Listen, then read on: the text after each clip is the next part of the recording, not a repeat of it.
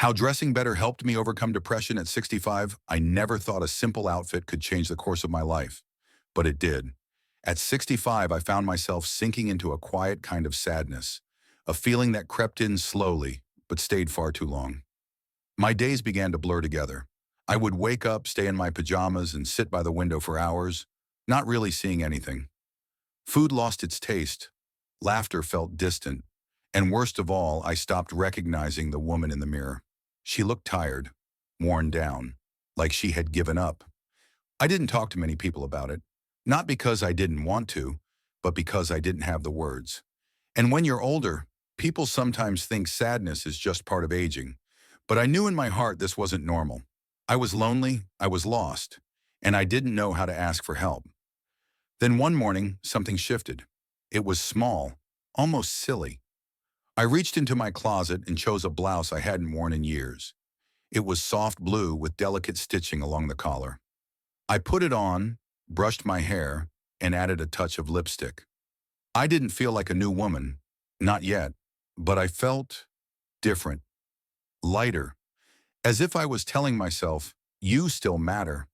That single act, getting dressed with intention, became the first step in a journey I never expected, a journey back to myself.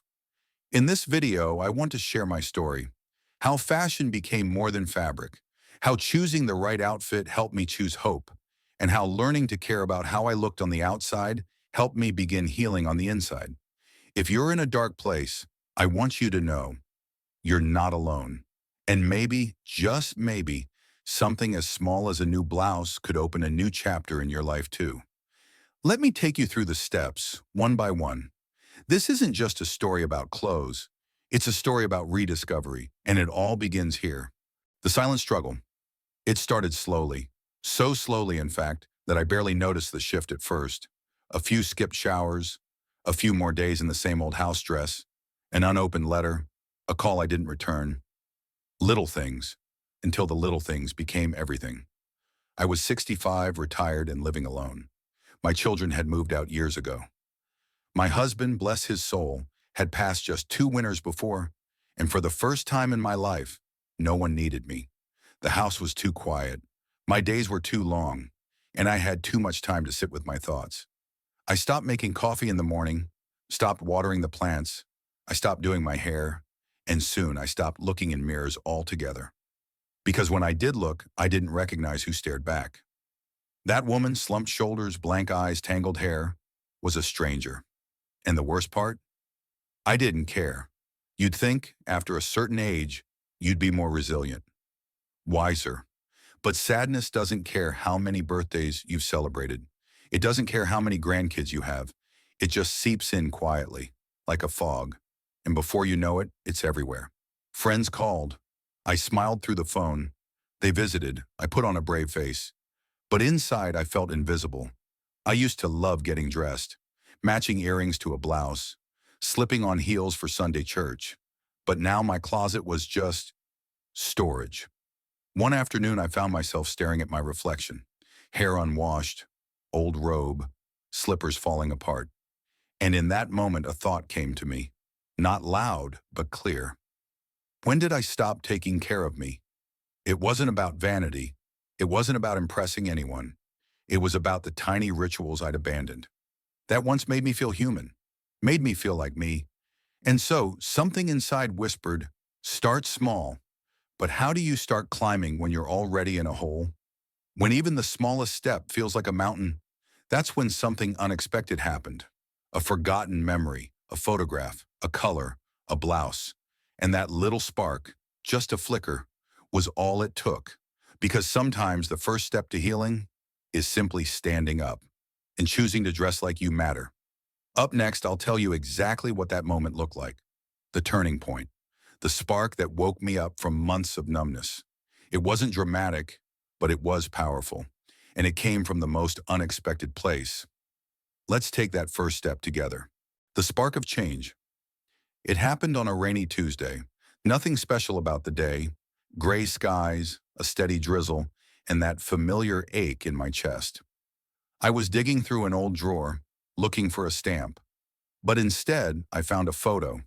It was me. maybe 20 years younger, standing in front of a garden, wearing a teal dress I used to love, hair curled, smile wide, eyes alive. For a moment, I just stared at her. That woman felt like a memory, like someone I'd met once but hadn't seen in years. I couldn't stop looking, and I couldn't stop thinking, where did she go? Is she still in there? Somewhere? That night I pulled the old dress from the back of my closet. It still smelled faintly like lavender sachet. It still shimmered in the light. And to my surprise, it still fit. I didn't have anywhere to go, no plans, no guests, but I wore it anyway. I brushed my hair, put on a pair of small gold earrings, and added a soft pink lipstick, one I hadn't touched in months. When I looked in the mirror this time, I didn't cry. I didn't smile either. But I paused. And that pause, that was everything, because I felt something I hadn't felt in a long time. Presence. I was there. I wasn't invisible. I wasn't just passing through the day. I was showing up, not for anyone else, but for me. The next day I did it again. Not the same dress, of course, but I picked a blouse I always liked, paired it with some simple black pants, tied my hair in a loose bun. Each time I got dressed, it felt like adding a brick to rebuild something I'd forgotten, my sense of self, and something curious began to happen. Neighbors waved a little longer. The woman at the grocery store smiled and said, "You look lovely today." Even my voice when I spoke sounded steadier. It wasn't about the clothes, not really. It was about choosing to care, choosing to participate, choosing to come back to life, piece by piece. I didn't leap out of depression overnight, but I took one step, and then another, and each outfit became a quiet promise. I'm still here. That one dress brought me back to myself. But it also opened a door to a new routine, a new mindset, and eventually a whole new way of living. In the next chapter, I'll share how I built on that momentum, how I created a wardrobe that not only made me feel good, but helped me become strong again. Because the clothes were only the beginning. The real transformation came when I learned how to dress not just for my body, but for my soul. Let's walk into that next room together. Rebuilding through style. Once I realized that getting dressed could lift my spirits, I wanted more of that feeling, not just once in a while, but every single day. So I made a quiet decision, one that felt small but was, in truth, deeply powerful. I decided to rebuild, not my wardrobe, but me. I started with the basics. I pulled every piece of clothing I owned out of my closet, and I asked myself a simple question. Does this make me feel like the woman I want to be? Some pieces made me smile. Some brought back memories. Others just made me feel invisible. Those went straight into a donation bag. It felt symbolic, letting go of the old, the worn, the pieces that told stories I no longer wanted to live. Then I made space for possibility, space for beauty, space for me. Next, I paid attention to colors.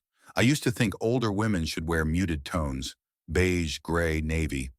But when I tried on a coral blouse at the store one afternoon, something surprising happened. My skin looked brighter, my eyes sparkled, and a woman near the fitting room smiled at me and said, "That color suits you." I hadn't realized how much I'd missed compliments, how much I'd missed feeling seen. I started choosing clothes that brought light to my face. Soft greens, lavender, creamy ivory, even the occasional splash of red. Then came the silhouettes. Comfort was still important, of course. But I discovered that comfort didn't have to mean sloppy. A structured blouse could still feel soft. A dress with a belt could define my shape without squeezing it. A cardigan could drape gracefully instead of drooping. Little by little, I relearned how to dress intentionally, not to impress, but to express. Each day became a canvas, and my clothing became a brushstroke, a gentle reminder of my worth. And it wasn't just about what I wore. It was how I moved, how I walked, how I entered a room. I stood a little taller, smiled a little more, felt a little lighter, and people noticed. One of my neighbors invited me to join her for a morning walk. A woman at church asked if I wanted to help organize a charity event. Even my daughter said, "Mom, you seem happy again." I wasn't all the way there yet, but I was on my way, and that was enough. Because style, I realized, isn't about following trends or spending money. It's about reclaiming your identity. It's about deciding who you are and showing up in that truth day after day. In the next chapter, we'll dive even deeper because this transformation didn't just change my closet. It changed the way I saw myself. It shifted how I treated my own heart, my time, my worth. The clothes were a beginning, but what came next was something far more powerful. Let's step into that together. From style to self-worth. At first, I thought I was simply learning how to dress better, choosing colors that made my skin glow, fabrics that felt soft against aging skin, shoes that supported my steps but still felt pretty. But somewhere along the way, I realized I was doing more than that. I was healing from the inside out. It began in the mirror. Every morning, I would take a moment, just a minute or two, to look at myself not with judgment, but with curiosity. Who is she today? What does she need? What will make her feel alive? And each outfit became a gentle answer. A warm scarf on a cold morning, a touch of pearl at the ears to feel a little elegant, a bold lipstick on a day when the clouds were heavy. It wasn't about vanity. It wasn't about trying to look young. It was about reclaiming something I had slowly given away over the years. My self-worth. Because as women, we are often taught to give, to care for others, to put ourselves second, or third, or last. And somewhere along the journey, we forget. Forget that we are still allowed to be seen, to feel beautiful, to enjoy the way sunlight feels on a new blouse. I used to think it was too late. That style was for younger women, that no one noticed me anyway. But here's the truth. I noticed me. And once I started showing up for myself, other people noticed too. There was something new in my voice. A softness, yes, but also a strength. I no longer avoided my reflection. I no longer apologized for taking up space. I walked taller, spoke slower, laughed more freely. I started to say yes to invitations again, yes to brunch, yes to walking groups, yes to the community garden. And the more I engaged with life, the more life responded. One afternoon, a woman I hadn't spoken to in years sat next to me at the library. She leaned over and said, "I don't know what it is, but you have a glow about you lately." That moment stayed with me because it wasn't just the outfit. It was the energy, the presence. I had stopped hiding, stopped shrinking, and started living again. I even began helping others, quietly, gently. A friend from church asked if I'd go shopping with her. Another neighbor wanted help choosing something for a date. They didn't need a stylist. They needed a reminder that they mattered, that they were still allowed to feel good in their skin. And I was more than happy to be that reminder. Because once you found your way out of the dark, you can't help but want to hold up a light for someone else. I don't have a fashion degree. I don't follow every trend. But I've learned something more valuable.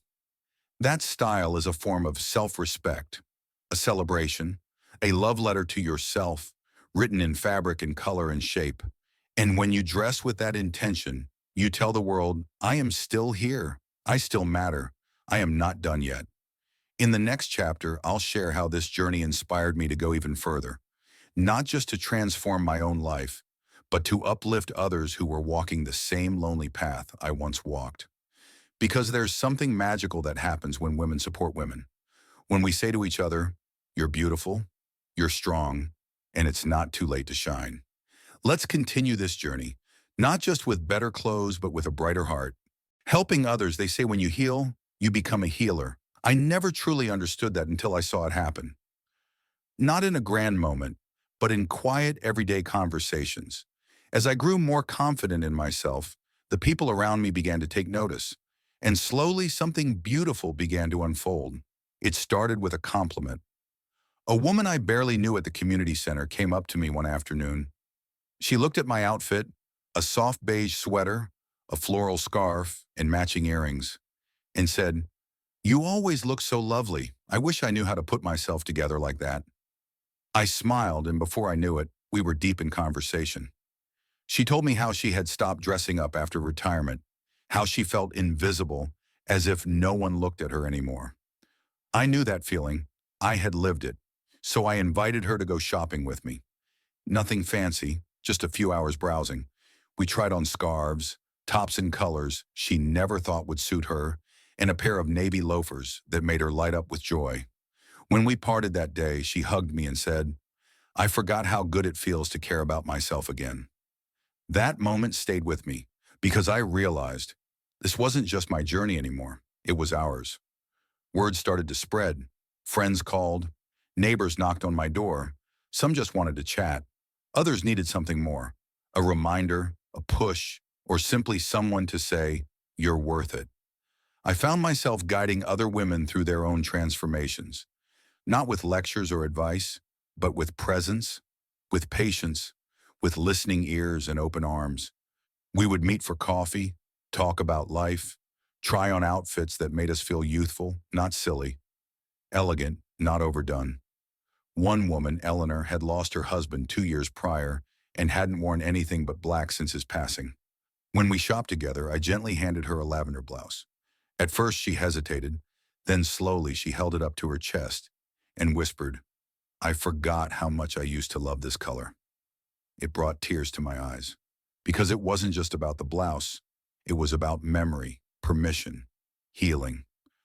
Another friend, Lorna, had been battling arthritis and felt frustrated with clothes that were too tight or hard to button. We searched for soft knits, wide leg pants, and easy layers that felt like a hug. Watching her smile in the mirror, really smile, was worth everything. I began hosting small gatherings at my home. Style and tea, we called them. Just a few women, some tea and cookies, and an open closet. We swapped scarves, shared favorite pieces, and told stories behind old dresses. But more than that, we shared hope and laughter. So much laughter. There's something deeply powerful about women coming together, not to compare, but to uplift. We weren't trying to impress anyone. We weren't trying to look younger than we were. We were embracing who we had become and choosing to shine in it. One afternoon, someone suggested I start a blog. "Share what you've learned," they said. "You have no idea how many women are waiting for someone like you to remind them they still matter." At first, I laughed. Me? A blogger? At 66? But later that night, I couldn't sleep. I kept thinking of all the women I'd met, their stories, their pain, their quiet strength. And I realized if I could be a voice, even for just a few, then maybe everything I went through wasn't in vain. So I started writing, sharing simple tips, photos of my outfits, little moments of reflection, nothing fancy, just real life, real emotions. And to my surprise, women from all over started writing back, thanking me, sharing their own stories, telling me how they too were beginning to dress again, smile again, live again. Some even started their own gatherings. Others sent photos of outfits they hadn't dared wear in years. And one sweet lady from Minnesota told me, "Your story gave me permission to fall in love with myself again." That was the moment I truly understood the power of healing, when it ripples, when your pain becomes someone else's inspiration. I didn't set out to change anyone's life. I only wanted to find myself again. But in doing so, I found a community of women walking the same path. Together, we are not just aging, we are evolving.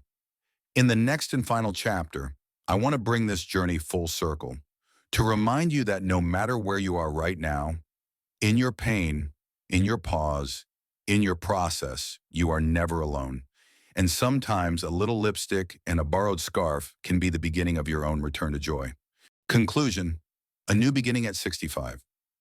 If you had told me just a few years ago that I would feel more confident and more alive at 65 than I ever did at 45, I would have smiled politely, but never believed you.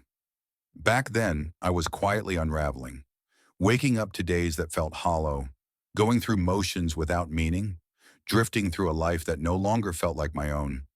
But I stand here now, stronger, softer, and somehow brighter. And all of it began with something as simple as choosing to get dressed. Not for others, not for attention, but for me. That small act, picking out a blouse, brushing my hair, slipping on a pair of earrings, became the beginning of my return. Not just to the world, but to myself. And I want you to hear this next part clearly. because maybe you need it today. It's never too late. Not too late to rediscover joy. Not too late to feel beautiful. Not too late to look in the mirror and see someone you admire. Not too late to be proud of the woman looking back. We're often told that aging means fading, that we should quiet down, dress appropriately, keep our colors muted and our opinions softer.